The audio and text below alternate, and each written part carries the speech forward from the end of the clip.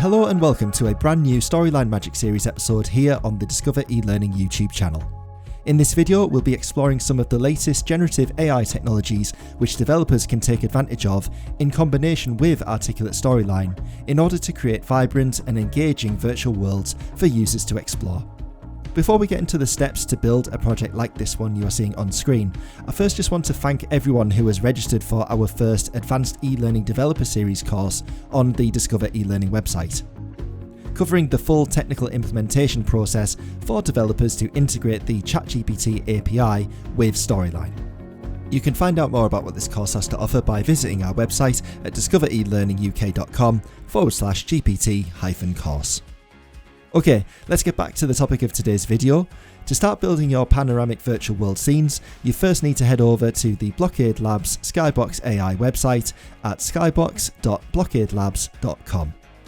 When the page is loaded, you will immediately see an example of what this pretty amazing generative AI solution is capable of building. Seemingly right now, whilst the website is still in beta, you can also create as many high quality and watermark free images as you would like. And presumably this will change in time as the product comes out of beta, so right now is the absolute ideal time to play with this. For anyone already familiar with ChatGPT and AI prompt entries, the interface will already be pretty familiar to you. As you can see, there are a variety of different art styles that the AI can generate. So let's leave this on digital painting for what we're planning to do. And as soon as you click in the prompt entry text box, you will see the interface change to display the blank wireframe skybox. The left-hand toolbox menu then becomes available with a number of different selections, starting with the hand tool to move the camera around in the virtual space. You also have a brush and eraser tool, which we will be working with in just a second.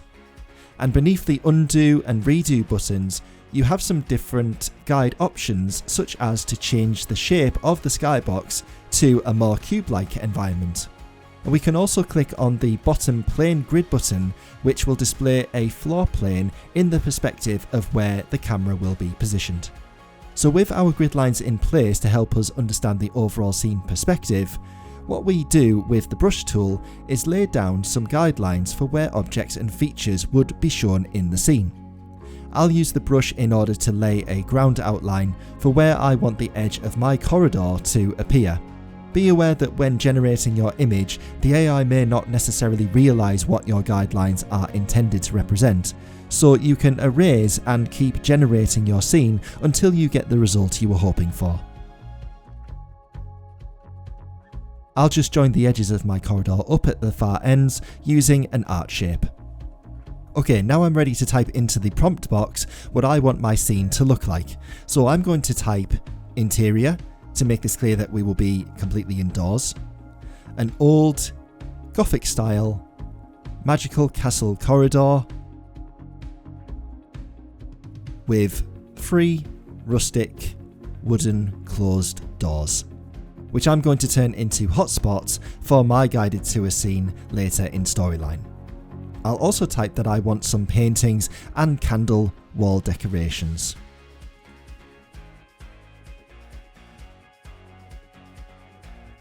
Let's go ahead and click the generate button now to begin rendering my scene. At this point I'm going to speed my video up, as you may find that this takes a good couple of minutes to finish. But when it's done, you will see your AI generated scene display on screen. Using the hand tool, we can take a look around in all directions, and as you can see, the AI model has done the job of stitching the whole scene together for us in 360 degrees.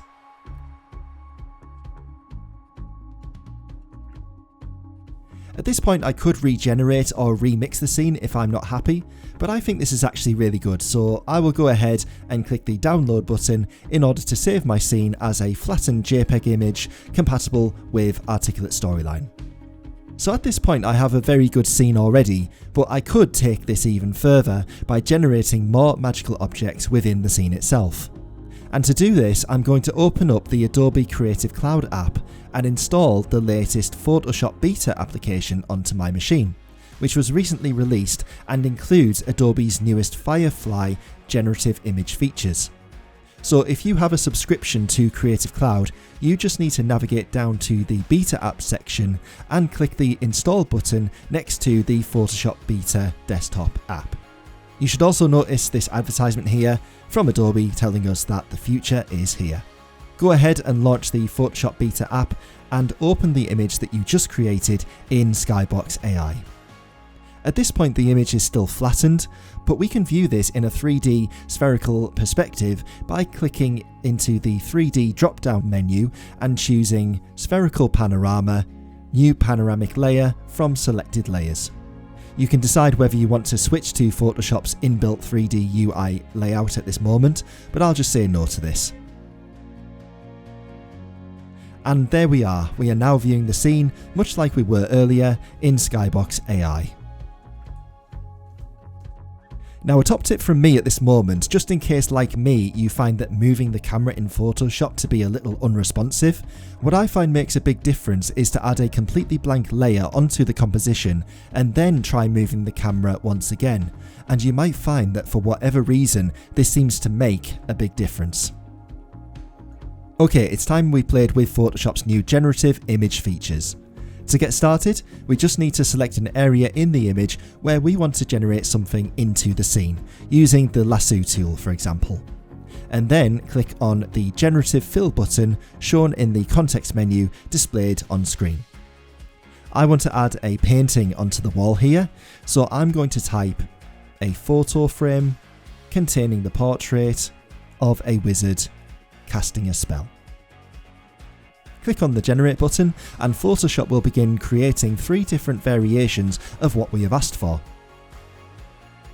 There's our first attempted image by the AI on screen now, and we can cycle through the other variations by clicking on these arrow buttons.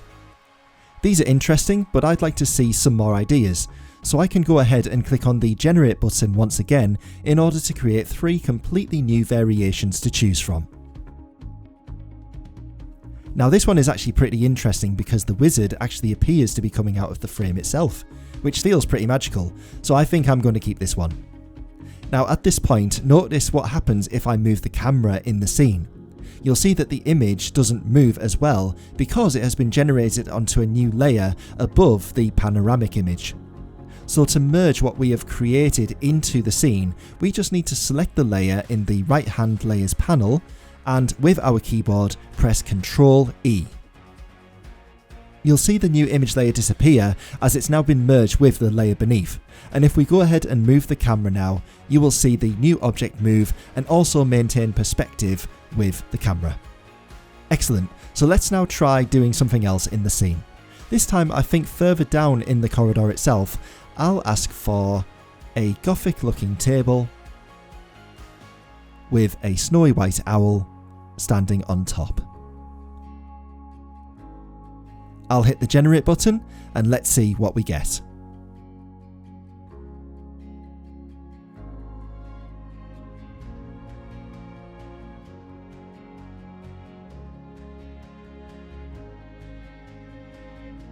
These are good, but let's perhaps see some other options.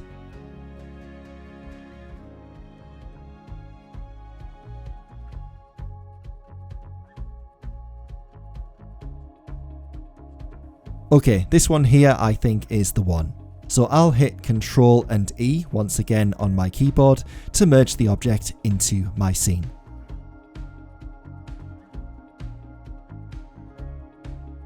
So you can repeat this step as much as you like within your own scenes until you have them populated in the way you would like. I went ahead and added some additional props into my corridor, including a less warped looking door handle for one of the doors, and a witch's broom propped against the back wall. Now I'm ready to export my scene from Photoshop in order to have a new flattened image ready to import into Storyline. So from the 3D drop-down menu, click on Spherical Panorama and then click Export Panorama. You will then get a new flattened panoramic image which looks something like this. Now you are ready to build your interactive scene in Articulate Storyline. And like me, you may wish to use Skybox AI to generate a few different scenes in order to chain these together through hotspot clicks that we'll get the user to make to navigate throughout the castle. All you have to do is create a 360-degree image object on the slide in the usual way, and select the image that you exported either directly from Skybox AI or out of Photoshop. You can then build up your interaction as much as you wish by creating different hotspots and triggers to take the user between slides. Make sure to adjust the starting position of the camera to get the best first load impact for when the slide loads in for the user. And it is entirely up to you whether you want to make your hotspots pulse in order to attract greater attention, or for these to be tracked as part of a hunt and seek style activity. My project here is something I'm going to be working on even more going into the future. Something that interests me is what else we could potentially do with these 360 image hotspots in Storyline, as at the moment they all appear to be locked down to only allow trigger actions to happen when the user clicks. But I think it would be fun to see something magical appear, like an unfolding scroll with the class name written on it when the user hovers their mouse over the door. So I'm going to look into that soon, and I will report back on what I'm able to discover in a future Storyline Magic Series episode. So be sure to like this video and subscribe to the Discover eLearning YouTube channel to be notified of any new episodes in our series as they become available. Also, please follow and say hello to me on social media, and visit the Discover eLearning website at discoverelearninguk.com, where you will find our latest Advanced eLearning Developer Series courses for Articulate Storyline developers, as well as lots of other downloads and free resources to take advantage of. See you in the next one, and bye for now.